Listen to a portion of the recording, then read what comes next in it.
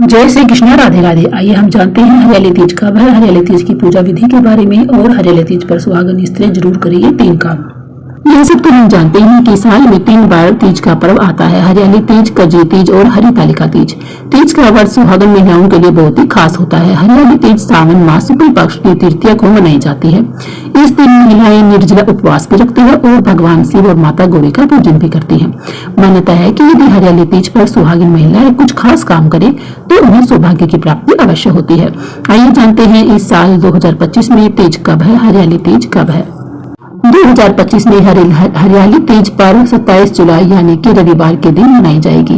तृतीय तिथि शुरू होगी 26 जुलाई रात 10:41 पर और तृतीय तिथि समाप्त होगी 27 जुलाई रात्रि 10:41 पर। ब्रह्म मुहूर्त होगा प्रातःकाल 4:14 से प्रातःकाल 4:58 पर। अभिजीत मुहूर्त होगा दोपहर 12 बजे से 12:55 तक। रवि योग होगा शाम 4:23 से 28 जुलाई की सुबह 5:40 तक। आइए जानते हैं हरियाली तीज की पूजा विधि के बारे में। हरियाली तीज के दिन विवाहित महिलाओं को सुबह जल्दी उठकर स्नान करना चाहिए और इसके बाद नए कपड़े, हरे, लाल, पीले वस्त्र पहनकर पूजा का संकल्प लेना चाहिए। पूजा स्थल की साफ सफाई करने के बाद एक चौकी पर पीले या लाल रंग का कपड़ा बिछा ले। फिर मिट्टी की पार्वती जी की और शिव भगवान की मूर्ति बनाए या फिर बनी बनाई मूर्ति ही चौकी पर स्थापित करें और फिर अनुष्ठान आरंभ करें। तीज के दिन पूरा दिन निर्जला या व्रत रखें या फलाहार भी कर सकते हैं। धूप और दीप के साथ पूजन सामग्री को चढ़ाई और मिश्री या दूध से बने मिष्ठान का भोग अवश्य ही लगाए। उसे सभी देवी देवताओं को अर्पित अवश्य करें। पूजा की थाली में सुहाग की सभी चीजों को रखें और भगवान शिव और माता पार्वती को अर्पित कर दे।